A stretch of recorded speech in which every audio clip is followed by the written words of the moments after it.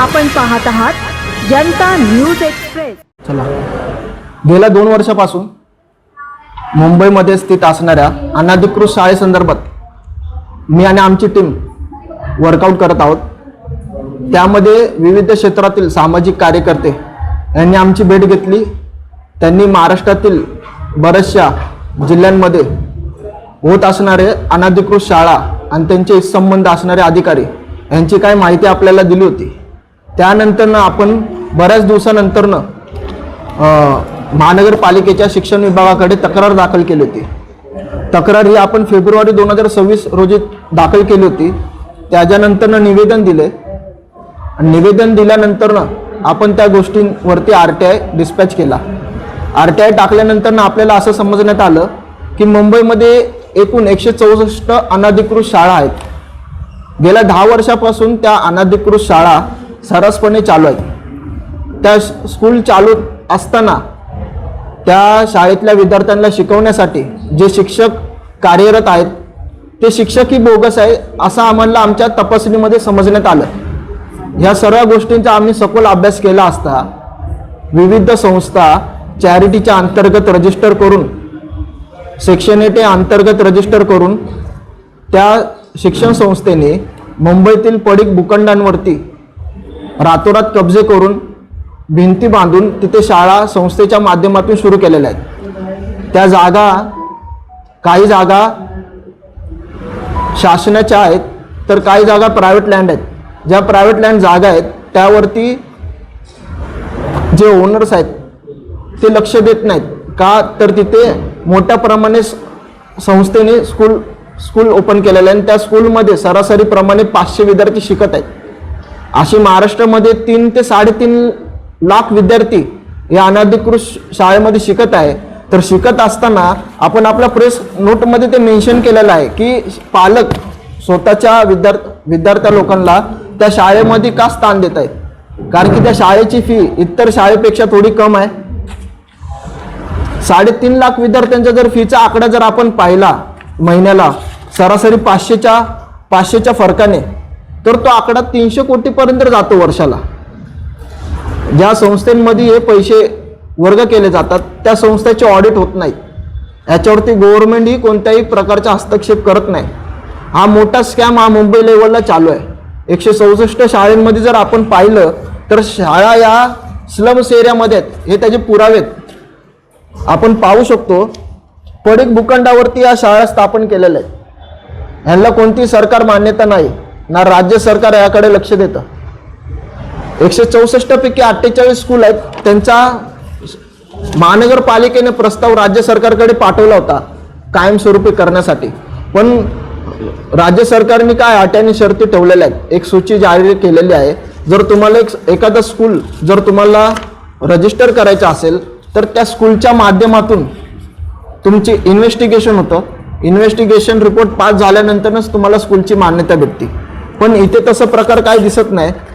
सर्वात मोठी खंत अशी, हे बघा, या अशा स्लम्स एरियामध्ये स्कूल आहेत, पोटमाळ्यांवरती स्कूल आहेत, यांच्या इमारतीची मानकेही अपुरे आहेत। इथे कधी कोणत्याही प्रकारे घटना होण्याचे चान्सेस जास्त आहेत।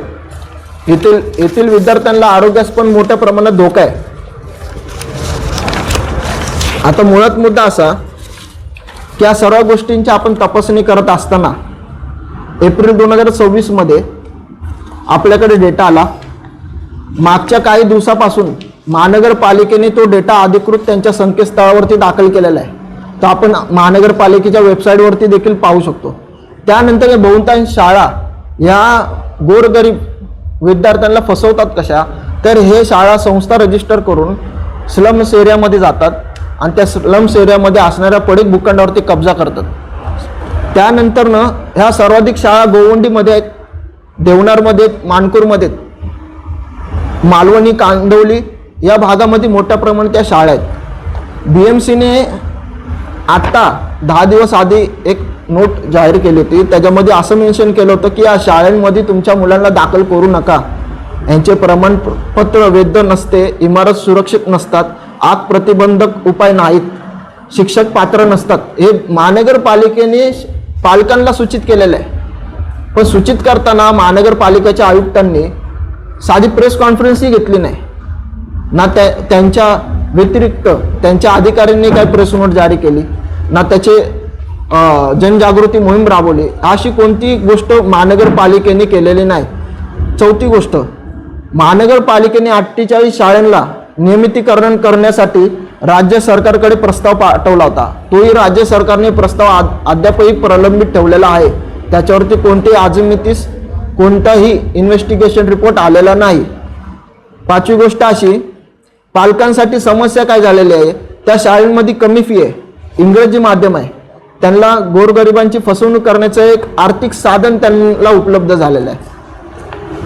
शाळेमध्ये टाकत असताना मुलांचा जो गणवेश आहे, मुलांची जी स्टेशनरी लागते किंवा त्या मुलांना लागणाऱ्या सुख सोयी सुविधा ह्याच्यावरती शाळेत प्रवेश केल्यानंतर संस्थेकडनं दबाव केला जातो की तुम्ही अमुक अमुक स्टोअरमधूनच त्या वस्तू परचेस करा.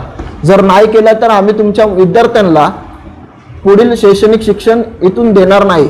अशा प्रकारचा दबाव टाकून संबंधित जनरल स्टोअर्सवाल्यांकडनं पण ती संस्था कमिशनच्या स्वरूपात पैसे खाऊ करत आहे. सध्याची स्थिती अशी आहे की महानगरपालिकेने 164 अनधिकृत शाळांना फक्त नोटीस रेस केलेली आहे. त्याच्यावरती पुढील अंमलबजावणी थांबवलेली आहे. राज्य शालेय शिक्षण विभाग आणि शिक्षण आयुक्त स्तरावरती कारवाई सुरू आहे. राज्यभरात एकूण 487 अनधिकृत शाळा आहेत. त्याचा रिपोर्ट हल्ली काही दिवसांमध्ये आलेला आहे. आता ह्याचं जर आपण पाहिलं तर आमदार भास्कर जाधव यांनी 15 जुलै 2025 रोजी लक्षवेधीमध्ये हा मुद्दा मांडला होता. त्यामध्ये त्यांनी शिक्षण मंत्री दादा भुसे यांना प्रश्न केला होता की महाराष्ट्रामध्ये अनधिकृत शाळांवरती तुम्ही कोणत्या प्रकारचे महानगरपालिकेने अनधिकृत शाळांची यादी जारी केली. 2023 या शाळा 2018 पासून अस्तित्वात आहे. आज 2026 आहे तरी या शाळा सरसपणे चालू आहेत. तर शासनाने याच्यावरती कोणत्या प्रकारची कारवाई केली आहे की नाही, का शासनामध्ये असणारे अधिकारी आणि शासनामध्ये असणारे नेते ह्या कटस्थानामध्ये सामील आहेत का, हा आमचा प्रश्न आहे. आम्ही तुमच्या माध्यमातून शासनाला विचारत आहे. कारण की बरेचसे संस्था चालक जर आपण गणना केली तर 489 अनधिकृत शाळा या महाराष्ट्रामध्ये आहे, जे शासन स्वतः म्हणत आहे. पण तुम्ही ग्राउंडला गेले तर 400 नसून आमच्या निदर्शनात असं आलेलं आहे की 1000+ शाळा या महाराष्ट्रामध्ये अनधिकृतपणे सुरू आहेत. मग याच्यावरती कोणत्या प्रकारची तुम्ही आता कारवाई करणार आहे? कारण की शैक्षणिक वर्ष 26-27 आता सुरू होणार आहे. त्यांच्या ॲडमिशन प्रोसेस चालू आहे. मुंबईमधील पालक त्या अनधिकृत शाळेमध्ये स्वतःच्या विद्यार्थ्यांना मुलांना त्या शाळेत घालत आहेत. पण त्या पालकांना कोणत्याही प्रकारची सूचनाच नाही की आपण ज्या आमच्या मुलांना ज्या शाळेमध्ये टाकत आहे ती शाळा अनधिकृत आहे की अधिकृत आहे, या प्रकारची कोणतीच कल्पना आहे. आता इथे असं होतं, मुलगा 9वी पास झाल्यानंतर 10वीला जातो. 10वी पास 10वीच्या वेळेस मुलाचा 17 नंबरचा फॉर्म बोर्डाच्या माध्यमातून भरला जातो आणि त्याचे हॉल तिकीट जनरेट करून त्याला एक्झामला बसवलं जातं. सर्वात मोठा मुद्दा आहे. तर मला बोर्डालाही, महाराष्ट्र स्टेट बोर्डाला पण हे विचारायचं आहे की जेव्हा 9वीला मुलगा असेल, तुमच्याकडे त्या LC येते 9वी लिव्ह केल्यानंतर ना, ती LCची तुम्ही तपासणी करता की नाही? आज संकेतस्थळावरती जर तुम्ही तुमच्या बोर्डाचा आणि 10वीचा मार्कशीट नंबर जरी टाकला तर डिजिटल मार्कशीट तुम्हाला अवेलेबल आहे. तर महाराष्ट्र स्टेट बोर्डाकडे अशी कोणती अधिकृत सुविधा नाही का की त्याच्यामध्ये अनधिकृत शाळेत शिकणाऱ्या मुलांचा डेटा त्यांच्याकडे असेल? तर हे सरसपणे कसं चालू आहे? जर 1ली पासून ते 9वी पर्यंत जो मुलगा अनधिकृत शाळेत शिकलेला आहे तो 10वीला 17 नंबरचा फॉर्म त्या शाळेतून भरून हॉल तिकीट जनरेट करून एक्झामला जातोय, पास होतोय. मग त्याला भविष्यात या संदर्भात घेऊन कोणती अडचण निर्माण होऊ शकते का? जर झाली तर त्याच्यावरती तोडगा कोणता असेल हे शासनाने जाहीर करावं. समजलं? ही यादी 2018ला आणि 2023ला प्रदर्शित केली होती. या यादीमध्ये असणारे सर्व स्कूल हाय त्या प्रमाणात हाय त्या स्थितीमध्ये अद्यापही चालू आहेत. यांच्यावरती कोणती पाबंदी आणलेली नाही. दुसरी, राज्य सरकारने प्रत्येक स्कूलला आता UDISE नंबर दिलेला आहे, स्कूल ID क्रमांक दिलेला आहे. पण आपण जेव्हा इन्व्हेस्टिगेशन करतो तर आपल्याला अशा प्रकारचे फॉर्म्स दिले जातात संबंधित संस्थेकडनं या फॉर्मवरती शाळेची कोणती अधिकृत माहिती नसते. परस्पर ह्या फॉर्मसाठी 500 रुपये मोजावे लागतात. 10 रुपयाच्या फॉर्मसाठी 500 रुपये मोजावे लागतात पालकांना. फॉर्म भरल्यानंतर शिक्षण संस्था, ज्या अनधिकृत शिक्षण संस्था आहेत, ते विद्यार्थ्यांची पूर्ण माहिती घेतात, पण स्वतःची माहिती पालकांना देत नाही की तुमचा विद्यार्थी ज्या शाळेत शिकणार आहे ती शाळा अनधिकृत आहे आणि तुमच्या मुलांना भविष्यात आमच्यामुळे अडचण निर्माण होण्याची शक्यता आहे, हे कोणतीही संस्था सांगत नाही आहे. आपण पाहिलं तर गल्लीबोळांमध्ये या शाळा आहेत. हल्लीमध्ये बऱ्याच ठिकाणी अपघात घडतात. पालक पोलीस स्टेशनमध्ये जातात, पोलीसही त्यांची दखल घेत नाही. आपण जर पाहिलं विक्रोळी सूर्यानगरमध्ये, हे बघा, ही डोंगर वस्तीमध्ये शाळा आहे. आजूबाजूला 2 शाळा आहेत. ही शाळा संदेश विद्यालय म्हणून आहे आणि सम्राज विद्यालय. तुम्ही जर आजची परिस्थिती पाहिली तर लोखंडाचे पिल्लर लावून ही शाळा चालू आहे. ना त्यांच्या इथे पाण्याची सोय आहे, ना शौचालयाची सोय आहे, ना तिकडच्या मुलींसाठी प्रथमच कोणत्या प्रकारची सोय. त्यांना त्यांच्या जवळच्या परिसरात पाठवलं जातं सार्वजनिक शौचालयामध्ये. इतकी भीषण अवस्था आहे मुंबईमध्ये आहे. तर याचं आर्थिकीकरण कोणत्या स्वरूपात शासन करते, काय संस्था चालक शासनाचे कोणत्या नेत्यांसोबत सहभागी आहेत का, काय या संस्था चालक कोणत्या पक्षाशी निगडीत आहेत का, त्यामुळे यांच्यावरती कारवाई करण्यात येत नाही. तर आमचा हा थेट सवाल आहे की या संस्था चालक संबंधित पक्षातील सभासद आहेत का, याची सखोल चौकशी करावी. आणि अनधिकृत शाळेत महानगरपालिका फक्त यांना नोटीस रेस करत आहे. तर प्रथमच असा संशय व्यक्त होतो की त्या अधिकारी वर्ग आणि संबंधित शिक्षण संस्था यांच्यात काही साठलोट आहे का, यांच्यात काय आर्थिकीकरण होत आहे का. जर आर्थिकीकरण होत असेल तर शासनाने संबंधित अधिकाऱ्याचे आणि शिक्षण संस्थेचे अकाउंट बॅलन्स चेक करावे, ट्रान्सपरन्सी चेक करावी. जर अधिकारी दोषी आढळल्यास त्यांना तात्काळ निलंबित करण्यात यावं, अशी आमची मागणी आहे.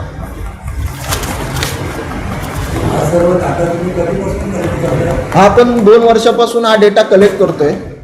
भयंकर अशी अवस्था आहे. जेव्हा तुम्ही त्या शिक्षण संस्थेमध्ये जाता तिथं तुम्हाला संशयात्मक नजरेने बघितलं जातं. बाहेर त्यांचे बॉडीगार्ड्स प्रवृत्तीचे लोक उभा असतात. ते तुम्हाला 10 प्रश्न करतात की तुम्ही ते येत आहे का. जर तुम्हाला यायचं असेल तर तुम्ही विद्यार्थ्यांना घेऊन या, तरच तुम्हाला आतमध्ये आम्ही प्रवेश देतो. अशा प्रकारचं मुंबईमध्ये सरसपणे हा व्यवहार चालू आहे. या सर्व गोष्टीमध्ये आपला आपण नेमकं संस्थेच्या माध्यमातून हे सर्व काम करत आहात की वैयक्तिकरित्या हा सर्व काम करत आहात? आपण वैयक्तिकरित्याही काम करत नाही.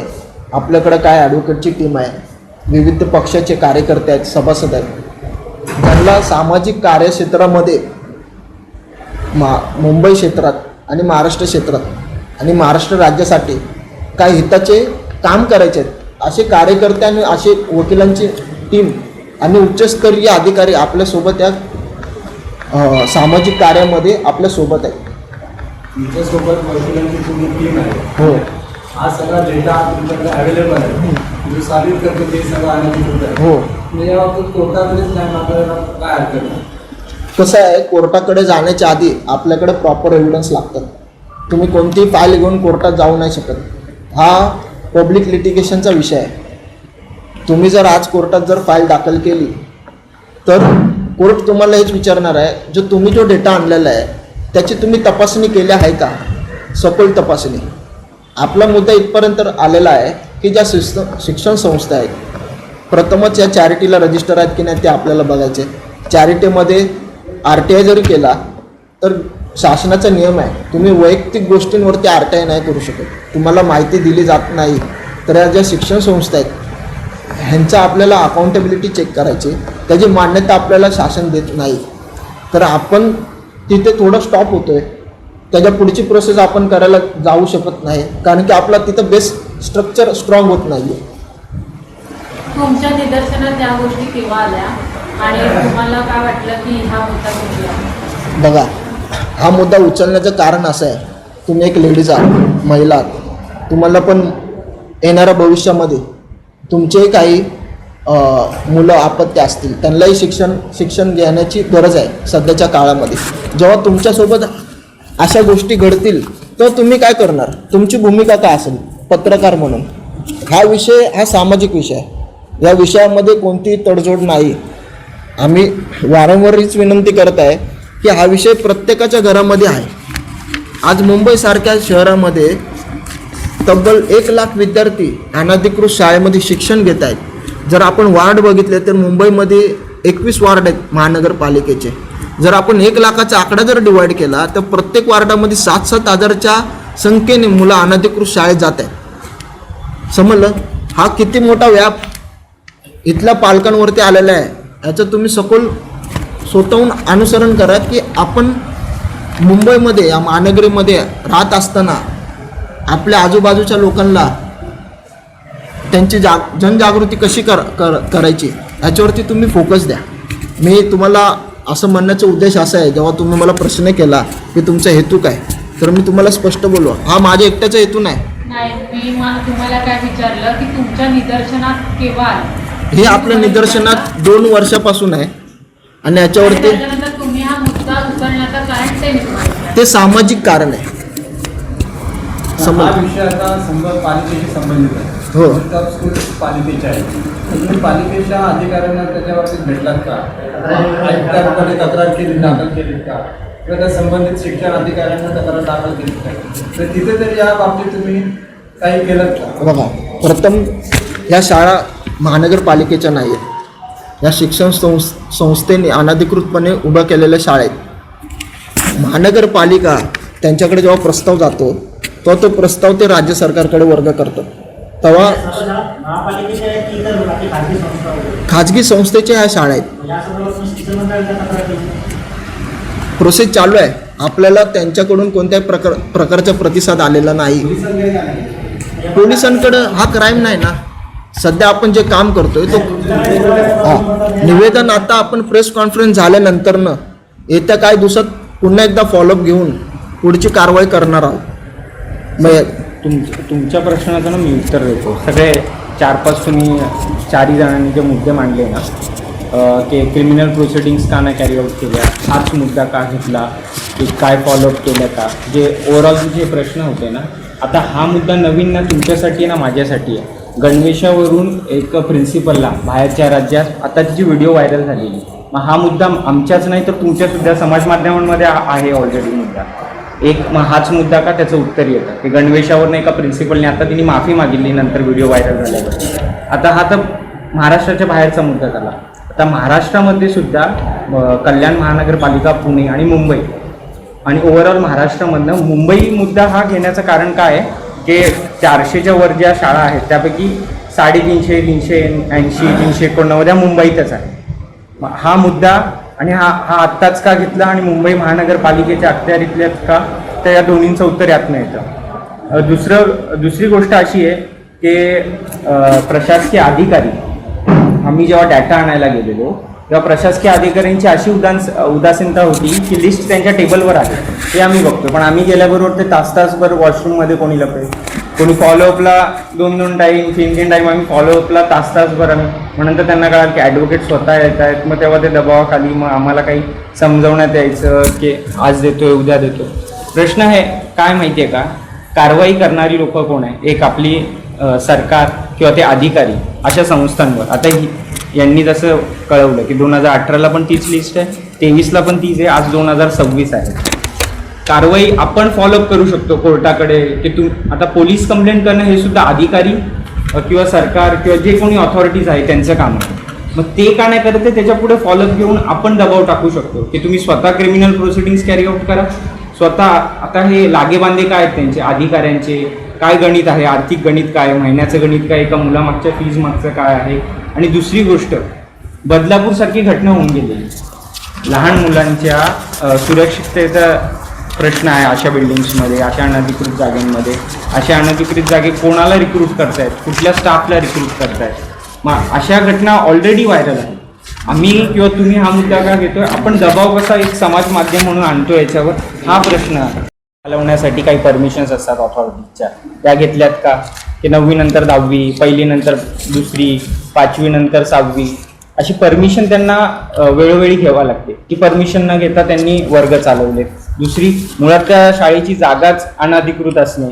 तर काही सरकारी भूखंड हडपण्यासाठी किंवा सरकारी भूखंडावर अशी शाळा चालवतात, काही फुटपाथवर. आणि ही काय पहिली घटना नाही आहे. अजून याच्याशी संबंधित काहींना आत्ताच तुम्ही दोन महिन्यापूर्वी, काही 2 हप्त्यापूर्वी काही फॉलोअप्समध्ये मायनॉरिटी स्टेटस देण्याची घटना घडलेली शाळेंना, की हे RTI अंतर्गत ज्या सीट भरतात गोरगरीब मुलांना आपण चांगल्या शाळेमध्ये, ज्याची फीज लाख रुपये, 60,000, 70, अशा शाळेमध्ये सोशल इन्क्लुजन. आता RTI ॲक्टचं इंटरप्रिटेशन मुळात सुप्रीम कोर्टनी पण सोशल इन्क्लुजन असं केलेलं आहे एक प्रकारे, की सर्व घटकाच्या मुलांना एक जागी शिकता यावं, चांगलं दर्जेदार शिक्षण घेण्यात यावं. आणि मुळात ह्या लिस्टमधल्या ज्या मुंबईच्या शाळा आहेत त्या, जसं यांनी सांगितलं की कमी फी घेत आहेत, पण कमी फी घेत आहेत म्हणून मुलांचं तुम्ही भविष्याशी खेळू शकत नाही.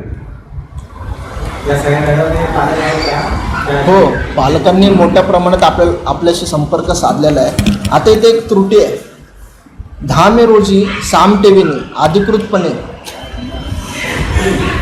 त्यांच्या न्यूज चॅनलवरती एक यादी प्रसारित केली होती. त्याच्यामध्ये मुंबईमध्ये बोगस स्कूल 389 आहेत असं त्यांनी मेन्शन केलं होतं. हे त्याचे एव्हिडन्स आहेत साम टीव्हीचे. संभाजीनगरमध्ये 2, कोल्हापूरमध्ये 15 आणि विविध शहरांमध्ये ॲव्हरेजली 10च्या ॲव्हरेजमध्ये शाळा आहेत. आता आपल्या राज्यामध्ये 36 जिल्हे आहेत. तर असं पाहिलं तर ॲव्हरेजली जर आपण 20चं जर कॅल्क्युलेशन केलं तर 720 स्कूल होतात. आता याच्यामध्ये विद्यार्थ्यांचं मी तुम्हाला सांगतो, मुंबईमध्ये फक्त 80,000 विद्यार्थी या शाळेमध्ये शिक्षण घेत आहेत. जर आपण पाहिलं त्यांची रेग्युलर फी महिन्याची ही 500 रुपयांनी घेतली जाते. ते स्कूलवरती डिपेंड आहे, कोण 500 घेतो, कोण 1000 घेतो. त्यानंतर टर्म फी 6 महिन्यांनी सामायिक परीक्षा होती. त्या एका टर्म एक्झामसाठी 600 रुपये पालकांना द्यावे लागतात. असे त्याचे वर्षाचे 1200. ड्रेस कोड फी 1,500 रुपयाला ड्रेस आहे आजच्या घडीला, शाळेचा ड्रेस, ते बूटपासून टायपासून ते पूर्ण युनिफॉर्म. त्यानंतर इयरली ॲक्टिव्हिटीज फी, त्या ॲक्टिव्हिटीजमध्ये मुलांना विविध प्रकारचे ॲक्टिव्हिटीज करायला लावतात. त्या ॲक्टिव्हिटीजला महिन्याला 1000 रुपये जातात. असं जर आपण पाहिलं तर 80,000 विद्यार्थ्यांच्या मागे 77 कोटी 60 लाखाची आर्थिक उलाढाल त्या अनधिकृत शाळा मुंबईमध्ये फक्त करत आहे. 77 कोटी 60 लाख, हे 77 कोटी 60 लाख फी पूर्णपणे कॅश स्वरूपामध्ये पालकांकडनं वसूल केली जाते. ह्याचा आकडा, याची अकाउंटेबिलिटी त्या संस्थेने अद्यापही चॅरिटी कमिशनरला शो केलेली नाही, हा आमचा संशय आहे. दुसरं, जर महाराष्ट्रात जर पाहिलं तर सरासरी मुंबईमध्ये जर 1 लाख विद्यार्थी जर अनधिकृत शाळेमध्ये शिक्षण घेत असेल तर महाराष्ट्रातला त्याचा आकडा साधारणपणे 5 लाखापर्यंत असेल, हा आमचा संशय आहे. जर आपण सरासरी जर पाहिलं, सेम गोष्ट आपण महाराष्ट्राच्या लेवलला नेऊ. विद्यार्थी पण तेवढेच, term fee, dress code, activities आणि रेग्युलर फी जर तेवढी पकडली तर महाराष्ट्रात आकडा 290 करोडपर्यंत जातो. तुम्ही स्वतः कॅल्क्युलेशन केलं तरी तुम्हाला तोच आकडा भेटेल. तर या 290 करोडची अकाउंटेबिलिटी त्या अनधिकृत संस्थेने शासनाला दिलेली आहे का? ती कोणत्या स्वरूपात ते त्यांच्या बँकेमध्ये वर्ग करतात पालकांकडून, ह्याच्यावरती शासनाने सखोल चौकशी करून एक समिती गठीत करून त्या समितीचा अहवाल येत्या काही दिवसामध्ये द्यावा, ही आमची सरकारला तुमच्या माध्यमातून विनंती आहे. आता जर तुम्ही पाहिलं, मी तुम्हाला आत्ताच 10 मिनिटं आधी काही फोटो दाखवले. त्या फोटोमध्ये आपण बघतो त्या ज्या स्कूल्स आहेत त्या अनधिकृतपणे ताबा मारून बांधकाम केलेल्या स्कूल्स आहेत. मला हा प्रश्न उपस्थित करायचा आहे तुमच्या माध्यमातून की महानगरपालिकेचे जे इमारत बांधकाम विभाग आहे यांनी ह्या शाळा बांधकाम करत असताना ह्यांना परवानगी दिली आहे का? जर परवानगी दिली असेल तर त्या शाळेला अग्नी सुरक्षा आहे का? त्याचे सर्टिफिकेट्स आहेत का? महानगरपालिकेच्या हेल्थ डिपार्टमेंटकडनं त्यांना हेल्थ लायसन्स प्रोव्हाइड केलेलं आहे का? कारण की आपल्या सूचीमध्ये आपल्याकडं असं निदर्शनात येतं, ही महानगरपालिकेने आपल्याला सूची दिलेली आहे. जर एखादी शाळा जर तुम्हाला महाराष्ट्रामध्ये रजिस्टर करायची असेल तर या फॉर्मॅलिटीज तुम्हाला क्लिअर कराव्या लागतात. एकूण टोटल आपल्याला 12 फॉर्मॅलिटीज दिलेल्या आहेत. त्या फॉर्मॅलिटीजमध्ये प्रथम असं दिलेलं आहे की संस्था नोंदणी प्रमाणपत्र हे तुम्हाला लागतं. दुसरं MOU लागतो, मेमोरंडम ऑफ असोसिएशन. संस्थेच्या सदस्यांची यादी, मागील 2 वर्षाचे ऑडिट रिपोर्ट लागतात. संस्थेच्या आर्थिक क्षमतेचे संदर्भातील कागदपत्रे लागतात. प्रस्ताव सादर करण्यापूर्वी मागील महिन्याच्या अंती संस्थेच्या खात्यात असलेलं बँक बॅलन्स त्याबाबतचे स्टेटमेंट द्यावे लागते. त्याचे कारण असं त्यांनी दिलेलं आहे की प्रचलित वेतन आयोगाप्रमाणे माध्यमिक व उच्च माध्यमिक शाळेतील शिक्षक व शिक्षकेतर कर्मचाऱ्यांना अनुज्ञेय असणाऱ्या 3 महिन्याच्या वेतना इतकी रक्कम 3 महिन्या इतकी वेतन असणारी रक्कम सुरक्षा ठेवी म्हणून त्या संबंधित संस्थेला सुरक्षा ठेवी म्हणून असावी. त्यानंतर भौतिक सुविधा बाबतीची कागदपत्रे, ज्या ठिकाणी शाळा सुरू आहे त्या जागेचा तपशील, त्या संदर्भात आवश्यक कागदपत्रे, उदाहरण सेल डीड, लीज डीड, 7/12 प्रमाणपत्र, जागा नोंदणीबाबतचे कागदपत्र ज्या संबंधित प्राधिकरणाने त्या शिक्षण संस्थेला प्रदान केलेले असेल ते. संस्थेच्या मालकीची जागा असेल तर त्यावर शाळेची इमारत ही दिनांक 3/11/2009च्या शासन निर्णयानुसार माननीय सर्वोच्च न्यायालयाने दिलेल्या आदेशानुसार शाळेची इमारत नॅशनल बिल्डिंग कोडनुसार असावी. जर आपण अनधिकृत शाळा बघितल्या तर या नियमाचं पूर्णपणे उल्लंघन झालेलं दिसतं.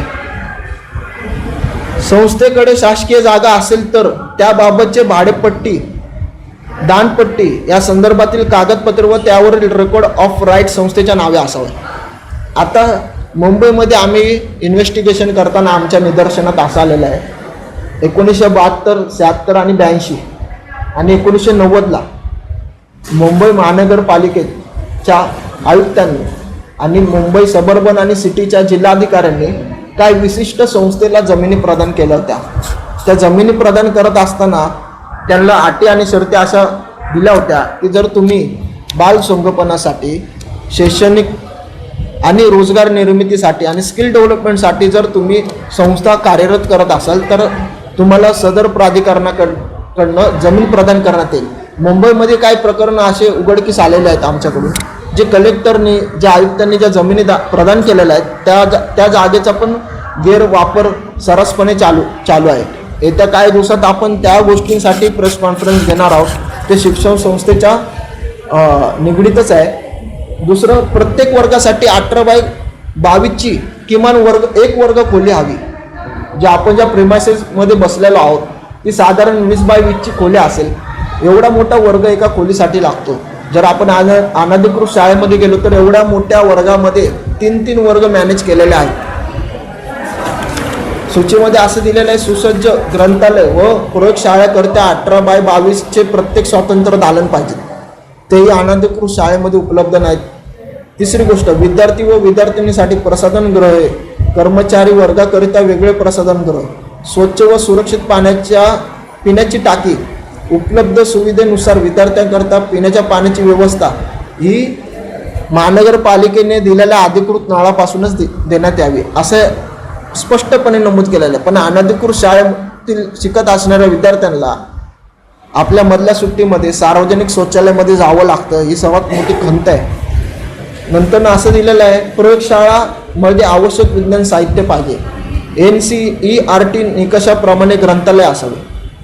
इयत्ता 1ली ते 4थी, 5वी ते 8वी मधील विद्यार्थ्यांची संख्या ही तुमची 200च्या वरती पाहिजे, तेव्हा तुम्हाला शाळा रजिस्टर करण्यासाठी परमिशन भेटते.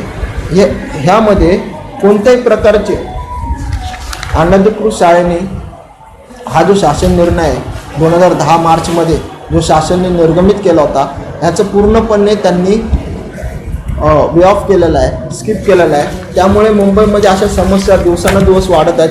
आताच्या माहितीनुसार आम्हाला असं कळण्यात आलं की 164 शाळा तर आहेतच, पण आता आणखीन 15 शाळा मुंबई महानगरपालिकेच्या हद्दीत अनधिकृतपणे आता सुरू होणार आहेत 1 जूनपासून. त्यावरती कडक निर्बंध लावण्यात यावे असे आमचे तुमच्या माध्यमातून शासनाला विनंती आहे. अचूक बातम्या, निपक्षपाती विचार, अन्यायाविरुद्ध वाचा फोडणारे परखड विचारांचे सार्वभौम दैनिक प्रजासत्ताक जनता.